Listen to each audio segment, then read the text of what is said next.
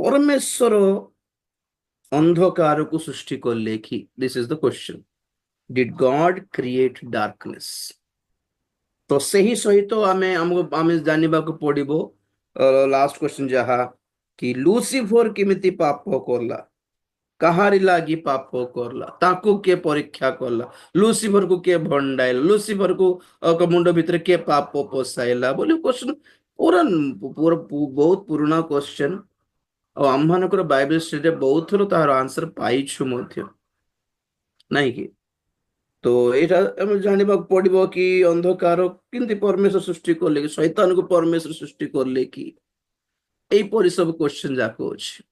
ଦେଖନ୍ତୁ କେତେଟା ବିଷୟ ସୃଷ୍ଟି କରିବା ଦରକାର ନାହିଁ। ସମ୍ ଆର୍ ସେଲ୍ଫ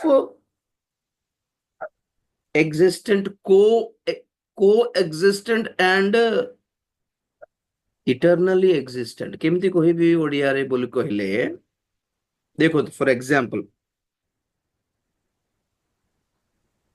ହଁ ବୋଲି କହିଲେ ତାର ବିପରୀତ ନ ବୋଲିବାଟା ଅଛି କି ନା ନା ତାକୁ କ୍ୟାନସଲ କରିଦେଇ ହେବ କି? କୁହନ୍ତୁ ତ। କ୍ୟାନସଲ କରି ହେବନି। If there is a yes then obviously there should be a no choices. କାଲି କଥା କହୁଥିଲି ଆପଣମାନଙ୍କୁ कि जेमिति आमर सरकार चेष्टा करुछि विपक्ष रहित भारत, अपोजिशन फ्री इंडिया। तो अपोजिशन जदि नाही गोटे सरकार ठियाला परे ताको अपोज आगे आगे आप ठीक करूना, आप गोटे शासन ठीक नहीं, आप लोक मान लुटी खाऊछंती, एटा कोठिकार न्याय, एटा लोक माने सेमती नहीं। आमे झगड़ा हेले हेबने, रे बाबू माने तुम नेक्स्ट टाइम इलेक्शन को तांको बाछिबो हमको बाछिबो तुमको छाड़ी देछि बोली लोक मान को से गणतंत्र मीन्स लोकतंत्र मीन्स एटा लोक मान को फ्रीडम देबो कि तुम बाछो। से माने 5 वर्ष राज्य करिकी करले तुमको तांकर शासन भल लागिला कि?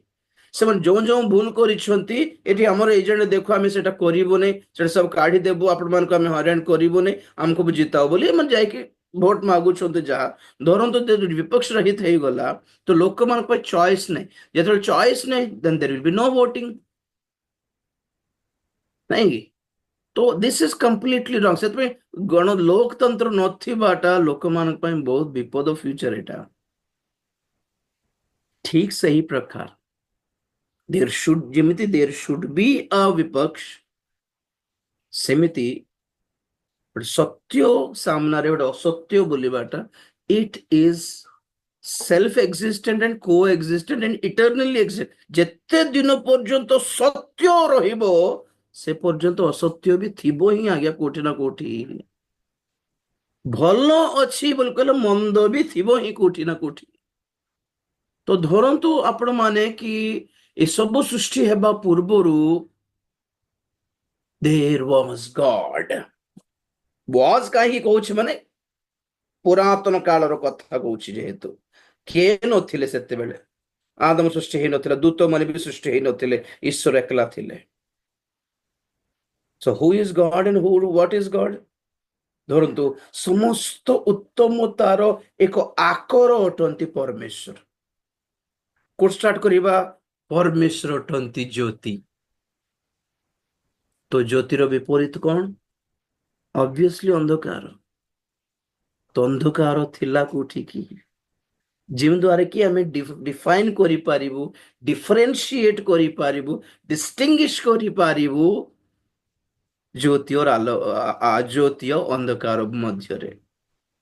जेमिति परमेश्वर अछंती तांकर समस्त गुणन विपरीत गुण भी अंधकार भितरे थिला।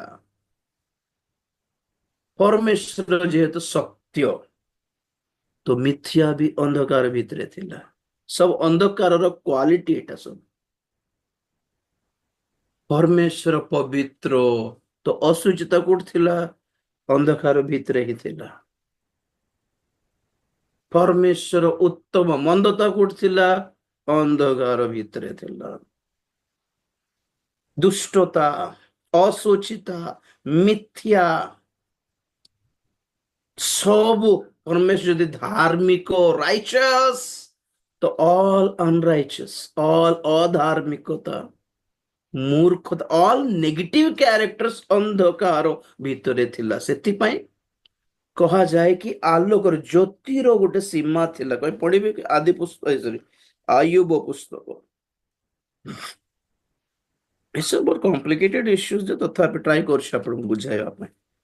ଏଇଟା ସବୁ ଆପଣ ନ ଜାଣିଲେ ବି କିଛି ବଡ କଥା କିଛି ନାହିଁ ଯେ ତଥାପି ଯେହେତୁ ଆପଣମାନେ ଟିକେ ଭାବୁଛି ଆପଣ ଟିକେ ମେଚୁରିଟିକୁ ଆସିଛନ୍ତି ବୋଲି ଟିକେ ପରିପକ୍ୱତାକୁ ଆସିପାରୁଛନ୍ତି ବୋଲି ବୁଝାଉଛି, ନହେଲେ ମୁଁ ଇଗ୍ନୋର କରିଥାନ୍ତି। ଆୟୁବ ପୁସ୍ତକ 38:19-20 ପଢିବ। ଦୀପ୍ତିର ବାସସ୍ଥାନକୁ ପଥ କାହିଁ ଓ ଅନ୍ଧକାରର ସ୍ଥାନ କେଉଁଠାରେ?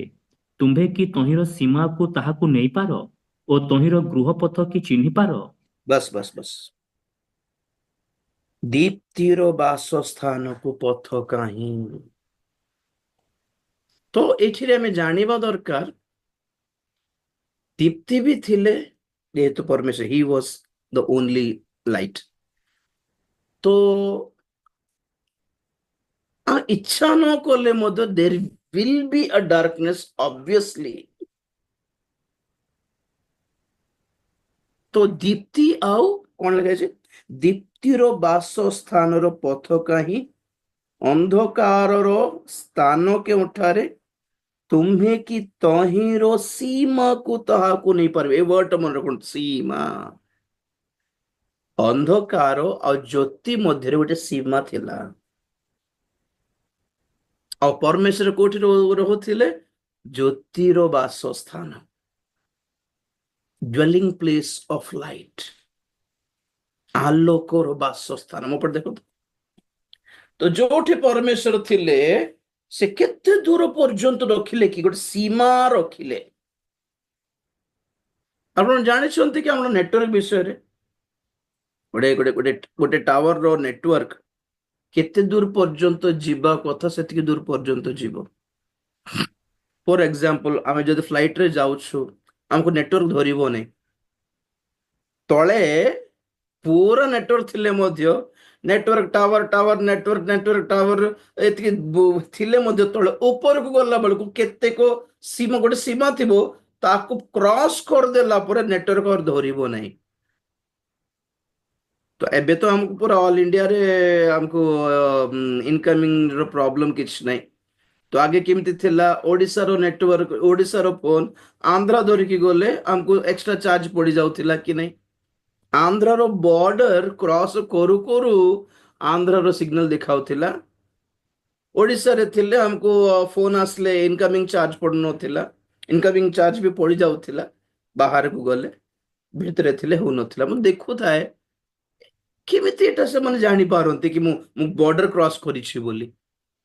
ତ ନେଟୱାର୍କର ଗୋଟେ ସୀମା ସେମାନେ ଛାଡନ୍ତି, ଏତିକି କିଲୋମିଟର ପର୍ଯ୍ୟନ୍ତ ହିଁ ନେଟୱାର୍କ ଧରିବ। ସୀମା ଦେଖିକି ସେମାନେ ସେଟ୍ କରନ୍ତି, କରୁଥିଲେ, ଆଇ ମିନ୍ ସେତେବେଳର କଥା। ସେମିତି ପରମେଶ୍ୱର କଣ କଲେ? ଆପଣର ଜ୍ୟୋତିର ଗୋଟେ ବଡ ସୀମା ପୁରା ଗାର ମାରିକି ରଖିଥିଲେ। ତା ବାହାରେ ଅନ୍ଧକାର ଅଛି। ଆମେ ପ୍ରକାଶିତ ବାକ୍ୟ ପଢିଲା ବେଳେ କଣ ଶୁଣୁଥିଲୁ? ବାହାର ଅନ୍ଧକାର, ପାତାଳର ବହୁତ ଗୁଡାଏ 7 ପ୍ରକାରର ପାତାଳ ଭିତରେ ଆମେ ଲାଷ୍ଟ କୋଟା ପଢିଲୁ, ଆମେ କୋଟା ଶିଖିଲୁ, ମାନେ ବାହାର ଅନ୍ଧକାର, ଆଉଟର ଡାର୍କନେସ୍। ପଢିଦିଅ ସେଇଟା କୋଉଠି? ପ୍ରକାଶିତ 22:15 ଆଉ ମାଥ୍ୟୁ 22:13 କି? ପ୍ରକାଶିତ 22:15। କୁକୁରମାନେ, ମାୟାବୀ, ବ୍ୟଭିଚାରୀ, ନରଘାତକ, ପ୍ରତିମା ପୂଜକ, ପୁଣି ମିଥ୍ୟାପ୍ରିୟ ଓ ମିଥ୍ୟାଚାରୀମାନେ ବାହାରେ ରହିବେ। ବାସ୍ 22:13 ମାଥ୍ୟୁ। ସେଥିରେ ରାଜା ପରିଚାରକ ମାନଙ୍କୁ କହିଲେ, ଏହାର ହାତ ଗୋଡ ବାନ୍ଧି ଏହାକୁ ବାହାର ଅନ୍ଧାରରେ ପକାଇ ଦିଅ, ସେଠାରେ ରୋଦନ ଓ ଦନ୍ତର କିଳିମିଳି ହେବ। ବାସ୍ ବାସ୍ ବାସ୍ ବାସ୍। ସେଇଟା ବି ଗୋଟେ ଟାଇପର ପାତାଳଗା, ଯୋଉଠିକି ଦନ୍ତର କିଡିମିଡି ଥିବ। ଅଗ୍ନିକୁଣ୍ଡ ନୁହେଁ ଯୋଉଠିକି ଜଳିବେ ବୋଲି ଲେଖା ହେଇନି ଏଠି। ମାନେ ଏମିତି କୋଉ ଜାଗାରେ ଥିଲେ କି ନା ପାତାଳ କୁଣ୍ଡରେ ପଡିଛନ୍ତି ନା ଅଗ୍ନିମୟ ହ୍ରଦରେ ପଡିଛନ୍ତି। ଏମାନେ କୋଉଠି ରଖାଗଲା, କୋଉଠି ଫିଙ୍ଗି ଦିଆଗଲା, ମାନେ ଆଉଟସାଇଡ ଇନ ଦ ଡାର୍କନେସ୍। ଏଲୋ ବାହାରେ ବାହାରେ ରହିଲା ହେଇଗଲ। ମାନେ ଗୋଟେ କଥା ଗୋଟେ ଗୋଟେ ଗୋଟେ ଟାଇପରେ କହିଲେ ନା ସ୍ୱର୍ଗ ଗଏ ନା ନରକ ଗଏ ବୋଲିଲା ପରେ କୋଉଠି ଅଛନ୍ତି ରେ ବୋଲେ ପାହାଡେ ବୁଲୁଛନ୍ତି କି ଭୂତ ମାନଙ୍କୁ ପରି ବୋଲିଲା ପରେ ବାହାରେ ଥିବେ, ମାନେ ଯୋଉଠି ଅନ୍ଧକାର ଅଛି। ଇଏ ଜିହୁଦାଙ୍କ ପତ୍ରରେ ଦେଖ ଆଉ ଗୋଟେ ଇଣ୍ଟରେଷ୍ଟିଂ ୱାର୍ଡ ଥିବ ସେଠି। ମୋର ବହୁତ ପୁରୁଣା ମେସେଜ ଥିବ କଣ ଅଧର୍ମତାର ନିଗଡ ତତ୍ଵ ବୋଲି ଥିବ, 2ଟା ପାର୍ଟ, ସେଥିରେ ସବୁ କହିଛି। ଜିହୁଦାଙ୍କ ପତ୍ର 6 ପଦ। ପୁଣି ଯେଉଁ ଦୂତମାନେ ଆପଣା ଆପଣା ଉଚ୍ଚ ପଦ ନ ରଖି ନିଜ ନିଜ ବାସସ୍ଥାନ ପରିତ୍ୟାଗ କଲେ, ସେମାନଙ୍କୁ ସେ ମହାବିଚାର ଦିନ ପର୍ଯ୍ୟନ୍ତ ଚିରସ୍ଥାୟୀ ବନ୍ଧନରେ ଆବଦ୍ଧ କରି ଅନ୍ଧକାରମୟ ସ୍ଥାନରେ ରଖିଅଛନ୍ତି। ବସ୍, ଚିରସ୍ଥାୟୀ ବନ୍ଧନ ଆଉ ଅନ୍ଧକାରରେ ରଖିଦେଇଛନ୍ତି। ଇଂଲିଶରେ ଇଟର୍ନାଲ ଚେନ୍ସ ଅଫ ଡାର୍କନେସ୍ ବୋଲି ଲେଖା ଅଛି। ମାନେ ସେ ଜଞ୍ଜିର ବି ଅନନ୍ତ କାଳ, ଆଉ ସେ ଅନ୍ଧକାର ବି ଅନନ୍ତ କାଳ। ଆମେ ଆମେ ସ୍ୱର୍ଗ ଗଲା ପରେ ଆମେ ଜାଣିଛୁ ଅଗ୍ନିମୟ ହ୍ରଦ ବୋଲି ଯଦି ଲେଖା ଅଛି ପ୍ରକାଶିତ 22 ପ୍ରକାଶିତ 21 ନାଇଁ 20:10 ପଢନ୍ତୁ। ଶୈତାନକୁ ସେ ଭିତରେ ପକାଇ ଦିଆଯିବ। ଯେଉଁ ଦିଆବଳ ସେମାନଙ୍କୁ ଭ୍ରାନ୍ତ କରିଥିଲା, ତାହାକୁ ଅଗ୍ନି ଓ ଗନ୍ଧକମୟ ହ୍ରଦରେ ନିକ୍ଷେପ କରାଗଲା। ସେଠାରେ ସେହି ପଶୁ ଓ ଭଣ୍ଡ ଭାବବାଦୀ ମଧ୍ୟ ଅଛନ୍ତି। ପୁଣି ସେମାନେ ଦିବାରାତ୍ର ଯୁଗେ ଯୁଗେ ଯନ୍ତ୍ରଣା ଭୋଗ କରିବେ। ବାସ୍ ବାସ୍, ଏ ୱାର୍ଡ ଦେଖନ୍ତୁ, ଦିବାରାତ୍ର ଯୁଗେ ଯୁଗେ ଯନ୍ତ୍ରଣା। ହ୍ୱାଟ ଇଜ ଏ ଯୁଗେ ଯୁଗେ ମିନ୍ସ ହ୍ୱାଟ?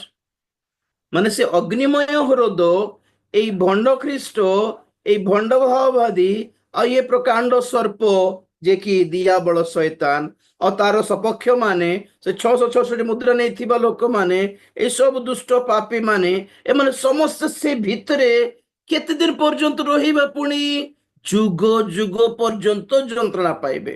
ଆଉ ଯେ ନୂତନ ଜେରୁସାଲେମ ଯୋଉ ଯୋଉ ଯୋଉ ଗୌରବର ରାଜ୍ୟ ଅଛି ତାଙ୍କ ପର୍ଯ୍ୟନ୍ତ ଥିବ, ତାହା ବି ଯୁଗେ ଯୁଗେ ରାଜ୍ୟ କରିବେ। ପୁଣି ଏମାନେ କେତେ ଦିନ ଥିବେ? ଏମାନେ ବି ଯୁଗ ଯୁଗ, ମାନେ ଦେ ଆର୍ କୋ ଏକ୍ସିଷ୍ଟେଣ୍ଟ ଇଟର୍ନାଲି, ଅନନ୍ତ କାଳ ପର୍ଯ୍ୟନ୍ତ ଏମାନେ ବି ରହିବେ ହିଁ ରହିବେ, ଆମେ ରହିବୁ ହିଁ ରହିବୁ, ଏମାନେ ବି ରହିବେ।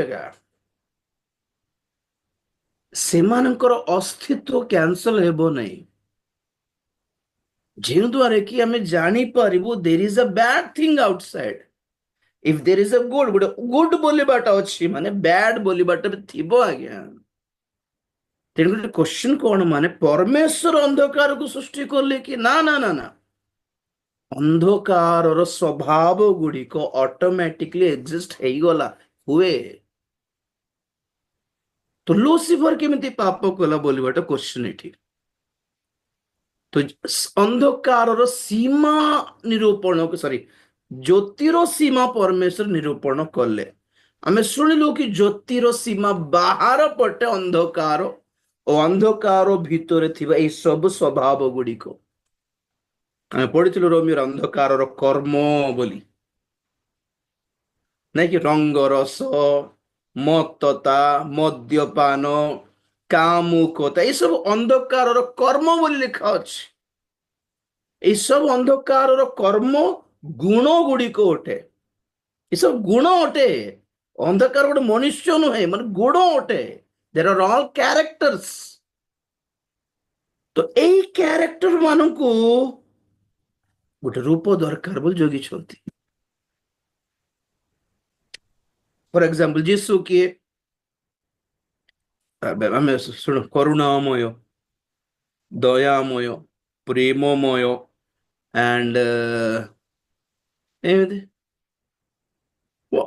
ପରମେଶ୍ୱର ଅଟନ୍ତି ସମସ୍ତ ଉତ୍ତମ ଗୁଣର ଗୋଟେ ଆକର କିମ୍ବା ବ୍ୟକ୍ତିତ୍ୱ, ପର୍ସନାଲିଟି। ବାଇବେଲ କହେ ଈଶ୍ୱର ପ୍ରେମ କରନ୍ତି ବୋଲି ବି କହେ, ଆଉ ବାଇବଲ କହେ ଈଶ୍ୱର ହିଁ ପ୍ରେମ ଅଟନ୍ତି। ବା ଆମେ ଜାଣୁ ପରମେଶ୍ୱର ଧାର୍ମିକ ପରମେଶ୍ୱର। ଆଉ ଗୋଟେ ଜାଗାରେ ଯେହୋବା ସିଦ୍କିନ୍ ମିନ୍ସ ଧାର୍ମିକତାର ରୂପ ସିଏ।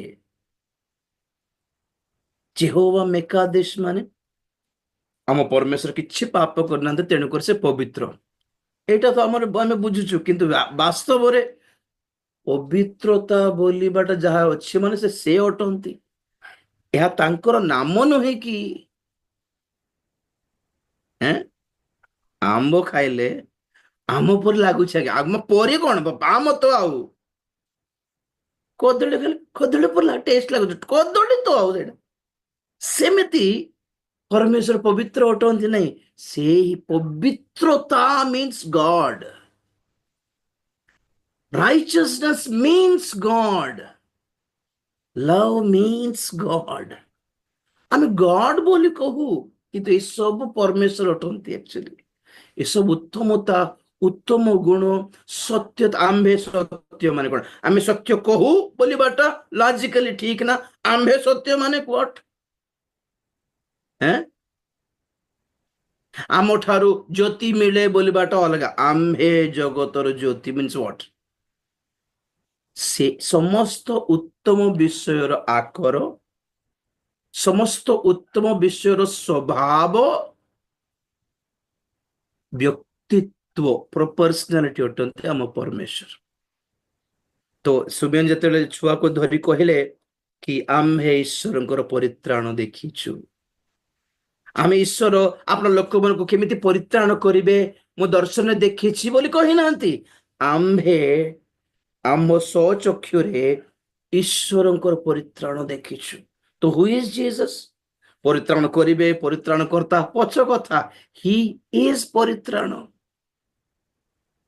ଯକ୍ଷଙ୍କ ଘରକୁ ଯାଇକି ସେ କଣ କହିଲେ? ଆଜି ଏ ଗୃହରେ ପରିତ୍ରାଣ ଆସିଲା। ଆମ୍ଭେ ପରିତ୍ରାଣ ଦେଲୁ ବୋଲି କହିନାହାନ୍ତି, ପରିତ୍ରାଣ ଆସିଲା। ଏଥିପାଇଁ ଆମେ କହୁ ଯୀଶୁଙ୍କୁ ପାଇଲେ ପରିତ୍ରାଣ ପାଇବ। ମାନେ ହ୍ୱାଟ? ଯୀଶୁ ହିଁ ପରିତ୍ରାଣ ଅଟନ୍ତି। ଯୀଶୁ ହିଁ ପବିତ୍ରତା ଅଟ। ତାଙ୍କୁ ପାଇଲ ପବିତ୍ର ହେଇଗଲ, ତାଙ୍କୁ ପାଇଲ ଧାର୍ମିକ ହେଇଗଲ, ତାଙ୍କୁ ପାଇଲ ପରିତ୍ରାଣ ପ୍ରାପ୍ତ ହେଇଗଲ, ତାଙ୍କୁ ପାଇଲ ଅନୁଗ୍ରହ ପାଇଗଲ। ଏକ୍ସଟ୍ରା କିଛି କହିବାଟା ନାହିଁ ଏଠି। ତାଙ୍କୁ ପାଇଲେ ଅମକଟା ମିଳିବ, ସମକଟା ନା ନା, ତାଙ୍କୁ ପାଇଲେ ସବୁ କିଛି ତାଙ୍କ ସହିତ ଆସୁଛି, କାରଣ ସେ ହିଁ ଅଟନ୍ତି ସବୁ କିଛି। ଏଇଟା ସବୁ କାହିଁକି କହିଲି? ମାନେ ଏଇ ସମସ୍ତ ଉତ୍ତମ ଗୁଣର ଆକର ଆଉ ବ୍ୟକ୍ତିତ୍ବ ଯେମିତି ଯୀଶୁ ଅଟନ୍ତି, ସେହିପରି ଅନ୍ଧକାରରେ ଯେତିକି ଗୁଣ ଥିଲା ସେମାନେ ଅପେକ୍ଷା କରୁଥିଲେ ଆମକୁ ବି ଗୋଟେ ବ୍ୟକ୍ତିତ୍ବ ଦରକାର।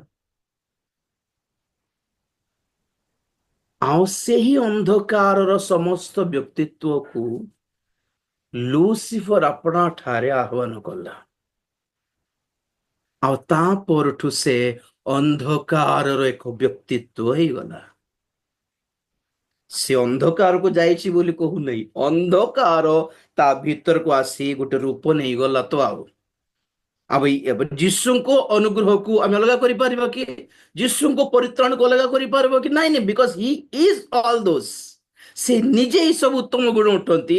ସେମିତି ଏ ଲୁସିଫର ଏସବୁ ଯେତେବେଳେ ଆପଣ ଠାରେ ଡାକି ନେଇଗଲା, ଆଉ କେବେ ମଧ୍ୟ ଏମାନେ ଅଲଗା ହେଇ ନ ପାରିବାର ବଣ୍ଡିଂ ହେଇଗଲା।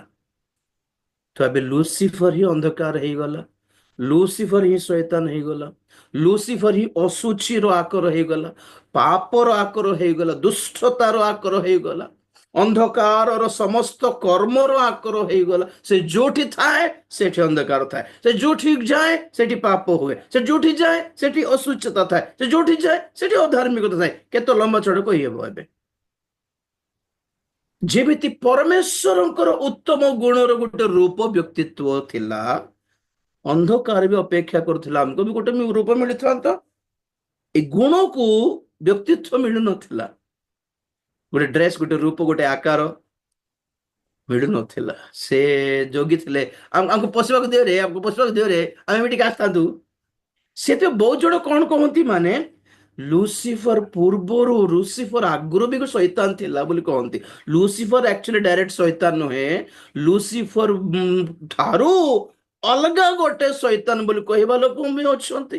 ତାର ଅର୍ଥ ଏଇଟା, ଆକ୍ଚୁଆଲି ଲୁସିଫର ଶୈତାନ ପରେ ହେଲା, ଆଗେ ଅନ୍ଧକାର ଭିତରେ ଥିବା ଗୁଣ ହିଁ ଶୈତାନ, ଯାହାର ରୂପ କି ଆକାର କି ବ୍ୟକ୍ତିତ୍ୱ କି ଡିସିଜନ ଟେକିଂ କିଛି ନଥିଲା। ଏମାନେ ଜଗୁଥିଲେ ଆମକୁ ସୁଯୋଗ ଦେବ, ଆମେ ତାଠାରେ ରହିକି ଆମେ ତାକୁ ଆଉ ଆଉ ବ୍ୟବହାର କରିକି ଆମେ ଆଉ ସେ ମିଶିଯିବୁ ବୋଲି। ତ ଲୁସିଫର ଇନଭାଇଟେଡ, କିଏ ଜବରଦସ୍ତି କରିନାହିଁ। ଡିସିଜନ, ଚଏସ୍, କହୁଥିଲି କି ନାହିଁ, ଫଳ ଖାଇବ ନା ନ ଖାଇବ, ଚଏସ୍ ତମର। ଜ୍ୟୋତି ପଟେ ରହିବ ନା ଅନ୍ଧକାର ପଟେ ରହିବ, ଚଏସ୍। ଆମେ ପଢିଥିଲୁ ଆମେ ଯୋହନ 3 ଅଧ୍ୟାୟ, ଯୋହନ 3 ଅଧ୍ୟାୟ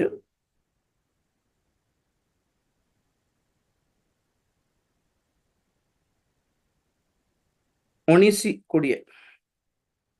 ଆଉ ସେହି ବିଚାର ଏହି, ଜଗତରେ ଜ୍ୟୋତି ପ୍ରକାଶିତ ହୋଇଅଛି, ଆଉ ଲୋକମାନେ ଜ୍ୟୋତି ଅପେକ୍ଷା ବରଂ ଅନ୍ଧକାରକୁ ଭଲ ପାଇଲେ, ଯେଣୁ ସେମାନଙ୍କର କର୍ମ ସବୁ ମନ୍ଦ।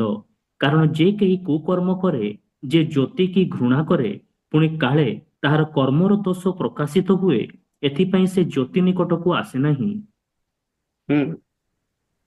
21। କିନ୍ତୁ ଯେ କେହି ସତ୍ୟ ଆଚରଣ କରେ, ସେ ଜ୍ୟୋତି ନିକଟକୁ ଆସେ, ଯେପରି ତାହାର କର୍ମ ସବୁ ଈଶ୍ୱରଙ୍କ ଠାରେ ସାଧିତ ବୋଲି ପ୍ରକାଶିତ ହୁଏ। ବାସ୍, ଏବେ ଦେଖନ୍ତୁ, କାଲି କହୁଥିଲି ଯୀଶୁଙ୍କୁ ନ ମାନିଲେ ଆମେ ମାନିବୁନି ଆଜ୍ଞା ବୋଲି, ତ ଠିକ ଅଛି, ନ ମାନ। ତ ନେକ୍ସଟ ହ୍ୱାଟ, ଯେତେବେଳେ ଆମେ ଯୀଶୁଙ୍କୁ ଅଗ୍ରାହ୍ୟ କଲୁ, ସାଙ୍ଗେ ସାଙ୍ଗେ ଅନ୍ଧକାର ଆସି ମାଡି ବସିବ, ଆଉ ମଝିରେ ଅପସନ ନାହିଁ। ଅନ୍ଧକାରକୁ ଡାକିବା ଦରକାର ନାହିଁ ଆଜ୍ଞା, ଜ୍ୟୋତିକୁ ମନା କରିଦେଲେ ହେଲା। ଆଉ କଣ ଲେଖା ହେଇଛି ଏଠି? ଲୋକମାନେ ଜ୍ୟୋତିକୁ ଭଲ ପାଇଲେନି, ଅନ୍ଧକାରକୁ ହିଁ ଭଲ ପାଇଲେ। ଇଟ୍ ଇଜ ଦେयर ଡିସିଜନ, ସେମାନଙ୍କର ଚଏସ୍ ଏଟା। ଆମେ କାହିଁକି ସୁସମାଚାର ପ୍ରଚାର କରୁ? ମୋ ପଟେ ଦେଖନ୍ତୁ, ଆମେ ଏଥିପାଇଁ ସୁସମାଚାର ପ୍ରଚାର କରୁନୁ କି ଶୁଣିକି ସମସ୍ତେ ପରିତ୍ରାଣ ପାଇଦେବେ ବୋଲି। ନା ନା ନା, ଶୁଣିକି ପରିତ୍ରାଣ ପାଇବା ଲୋକମାନେ ସେଇମାନେ ଯେଉଁମାନେ କି ପ୍ରଭୁଙ୍କ ଠାରୁ ମନୋନୀତ ହେଇଛନ୍ତି। ଓକେ, ପରିତ୍ରାଣ ସେମାନଙ୍କ ପାଇଁ ଅଟେ।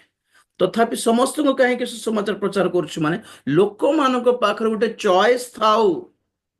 ପରେ ପାତାଳକୁ ଯାଇକି ଏମାନଙ୍କୁ ନ କୁହନ୍ତୁ, ହଁ ଏମିତି ବି ଥିଲା କି ଆଜ୍ଞା, ଆମକୁ କହିଲେ ନେଇ, ଆମକୁ କହିଲେ ଆମେ କି ଜଣେ ସେପଟେ ବାଛିଥାନ୍ତୁ। ଆଚ୍ଛା, ଚାଲାକି ଲୋକମାନେ। ତେଣୁକରି ସେମାନେ ନ ଶୁଣିଲେ ବି, ଗ୍ରହଣ ନ କଲେ ବି ଫରକ ପଡିବନି, ଜଷ୍ଟ ଶୁଣାଇ ଦେଉଛୁ ଆମେ। ବସ୍ ଆମେ ଜାଣିଛୁ ସେମାନେ ପରିତ୍ରାଣ ପାଇବେ କି ନ ପାଇବେ। କହିଦେଲେ ବିଚାର ବେଳକୁ ଏମାନଙ୍କ ପାଖରେ ବଞ୍ଚିଯିବାର ସୁଯୋଗ ନଥିବ। ପ୍ରଭୁ କହିବେ, ତୁମେ ତ ଶୁଣା ଯାଇଥିଲା, ଦିଆଯାଇଥିଲା, ତୁମେ ତ ଗ୍ରହଣ କଲ ନାହିଁ, ଇଟ୍ ୱାଜ ୟୋର ଚଏସ୍। ସତ୍ୟ କଣ ମିଛ କଣ ତୁମେ ଜାଣିଛ। ଦେଖନ୍ତୁ ଦ୍ୱିତୀୟ ବିବରଣୀ 30:19-20। ଓ ପରମେଶ୍ୱର କେଡେ ମହାନ ଆଜ୍ଞା, ମହାନ ଆଉ ବହୁତ ଜ୍ଞାନବାନ ପରମେଶ୍ୱର। wow, what a knowledge, what a smart God we have actually। 30:19 ଦ୍ୱିତୀୟ ବିବରଣୀ। ମୁଁ ଆଜି ତୁମ୍ଭମାନଙ୍କ ପ୍ରତିକୂଳରେ ସ୍ୱର୍ଗ ଓ ମର୍ତ୍ତ୍ୟକୁ ସାକ୍ଷୀ କରି କହୁଅଛି ଯେ, ମୁଁ ତୁମ୍ଭ ସମ୍ମୁଖରେ ଜୀବନ ଓ ମରଣ, ଆଶୀର୍ବାଦ ଓ ଅଭିଶାପ ରଖିଲି, ଏ ଗୋଟେ ନିମନ୍ତେ ମିନିଟ, ତୁମ୍ଭେ। ଗୋଟେ ମିନିଟ, 15 ପଦବୀ ପଢିଦେ, 30:15। ଦେଖ, ଆଜି ମୁଁ ତୁମ୍ଭ ସମ୍ମୁଖରେ ଜୀବନ ଓ ମଙ୍ଗଳ, ପୁଣି ମରଣ ଓ ଅମଙ୍ଗଳ ରଖିଲି। ବାସ୍ ହେଲା। ଦେଖ ଦେଖ ଦେଖ, ଆଦି ପୁସ୍ତକରେ ସତ୍ୟ ଅସତ୍ୟର ଜ୍ଞାନଦାୟକ ବୃକ୍ଷର ଫଳ। ଏଠି ଦ୍ୱିତୀୟ ବିବରଣୀ କଣ କରୁଛନ୍ତି? ଜୀବନ ଆଉ ମରଣ, ମଙ୍ଗଳ ଅମଙ୍ଗଳ, ଆଶୀର୍ବାଦ ଅଭିଶାପ ତୁମ ସମ୍ମୁଖରେ ରଖିକି, ମାଥିରେ ଗଲା ବେଳକୁ ଯୀଶୁ ଖ୍ରୀଷ୍ଟ ବାରବା ରଖିକି କଣ କଲି? ତୁମ୍ଭ ପ୍ରତିକୂଳରେ ସାକ୍ଷ୍ୟ ଦେବାକୁ ପୃଥିବୀ ଆକାଶକୁ ଡାକିଲି ବୋଲୁଛନ୍ତି। ସାକ୍ଷୀ କଣ ପାଇଁ?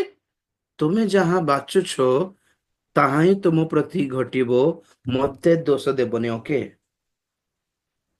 ଉତ୍ତମତା ବାଛିଲେ ୟୁ ୱିଲ୍ ବି ଗୁଡ୍। ମୁଁ ଖୁସି ହେବି ଆଉ ତୁମକୁ ଉତ୍ତମତା ବାଛିଥିବାରୁ ଏକ୍ସଟ୍ରା ପୁରସ୍କାର ବି ଦେବି।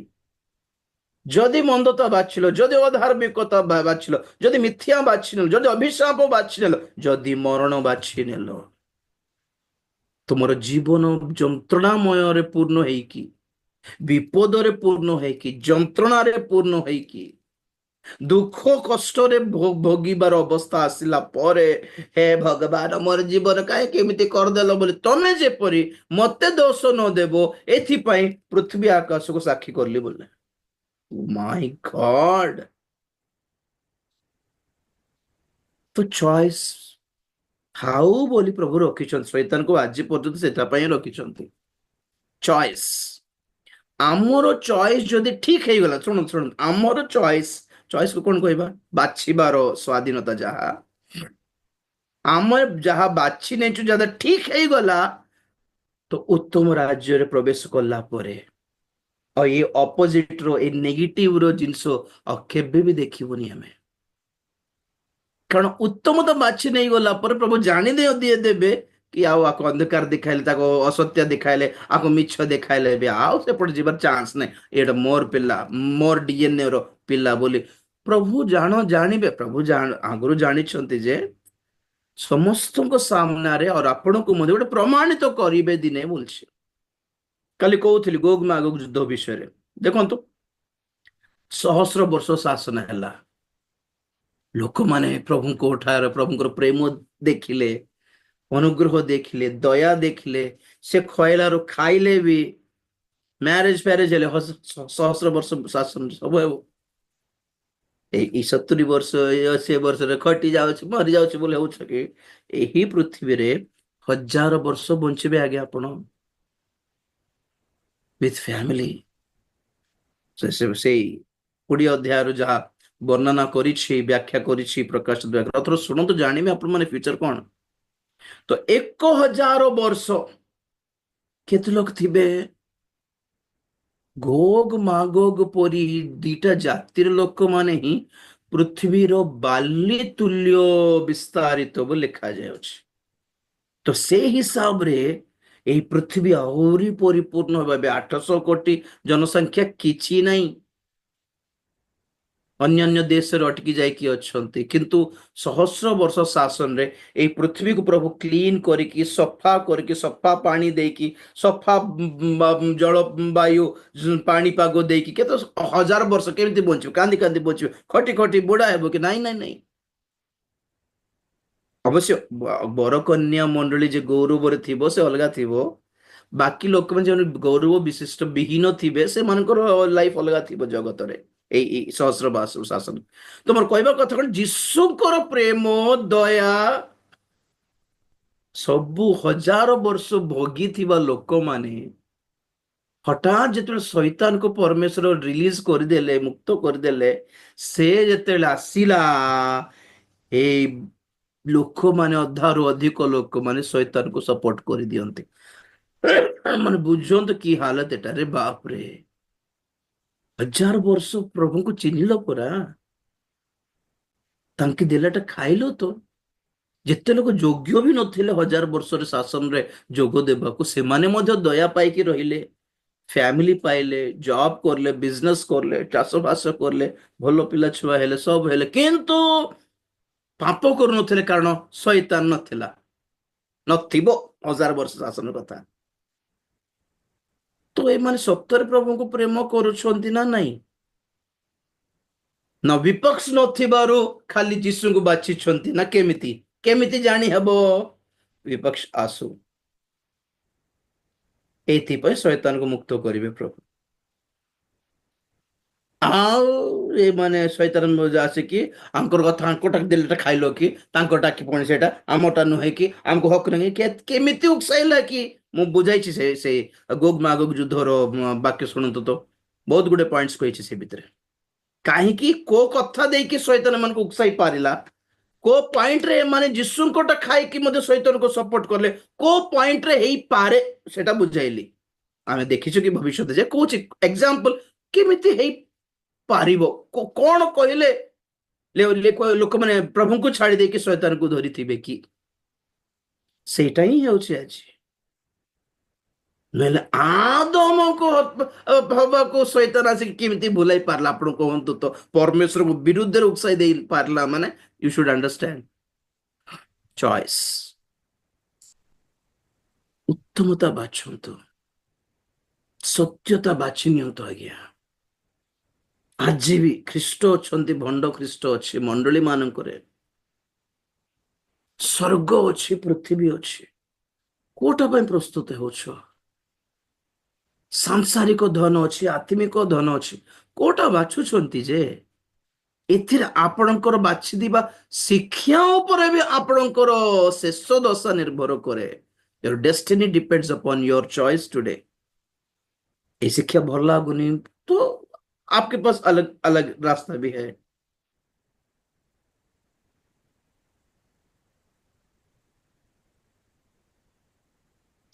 କାହିଁକି ଲୁସିଫର କେମିତି ପାପ କଲା? ମାନେ ସେ ଆହ୍ୱାନ କଲା ଲାଇଫ, ତାହାର ଚଏସ୍ ଥିଲା ସେଟା।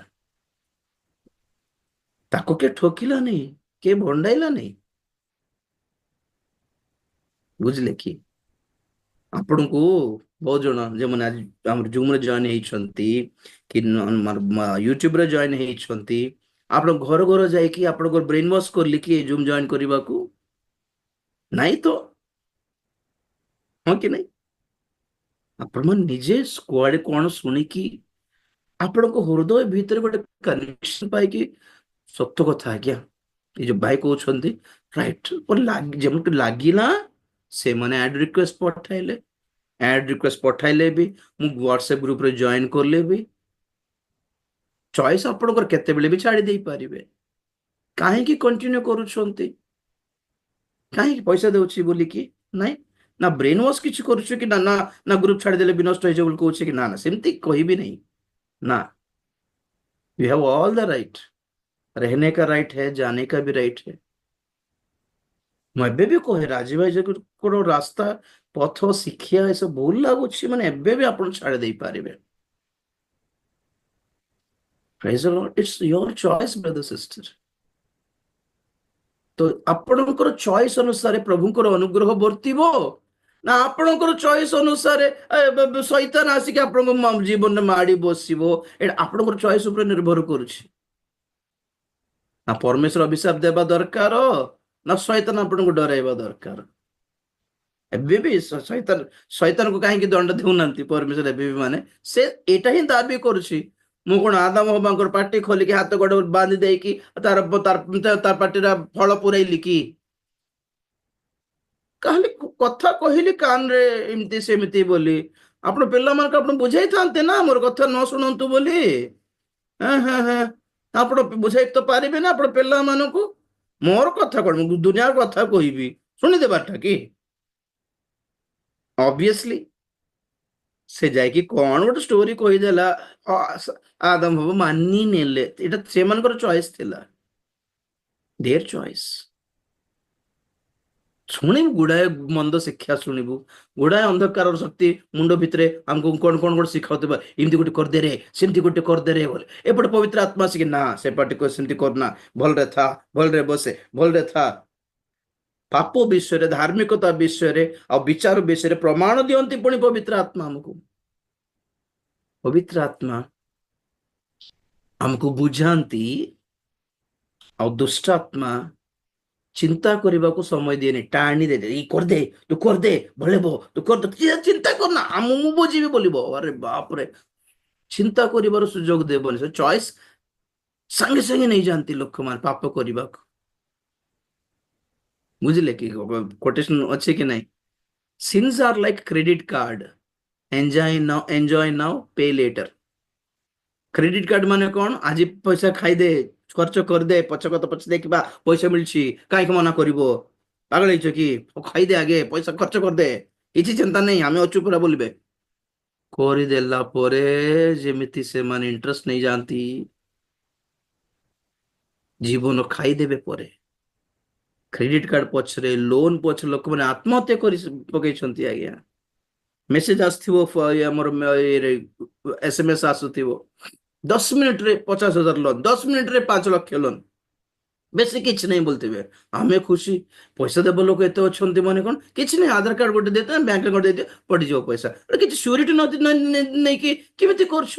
ତାର ମତଲବ କଣ ଅଛି କି ପଛରେ କି ବ୍ୟସ୍ତ କରିଦେବ ଶୈତାନ ଅପବିତ୍ର ଆତ୍ମା। ନା ନା ନା, ଚିନ୍ତା କର, ଭଲରେ ଚିନ୍ତା କରିକି ଡିସିଜନ ନେ, ସେପଟେ ଯିବରେ ଏପଟେ ଆସିବ।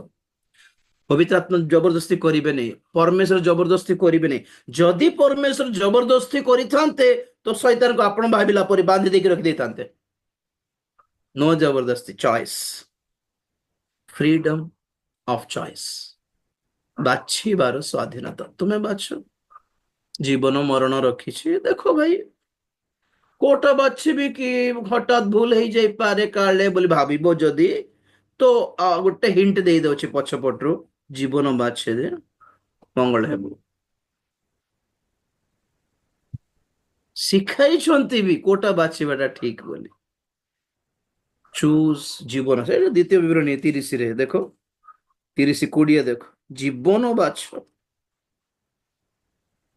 ଅର୍ଥାତ୍ ସଦାପ୍ରଭୁ ଆପଣା ପରମେଶ୍ୱରଙ୍କୁ ପ୍ରେମ କରିବାକୁ ଓ ତାହାଙ୍କ ରବରେ ଅବଦାନ କରିବାକୁ ଓ ତାହାଙ୍କଠାରେ ଆସକ୍ତ ହେବାକୁ ମନୋନୀତ କର, କାରଣ ସେ ତୁମର ଜୀବନ ଓ ଦୀର୍ଘ ପରମାୟୁ ଅଟନ୍ତି।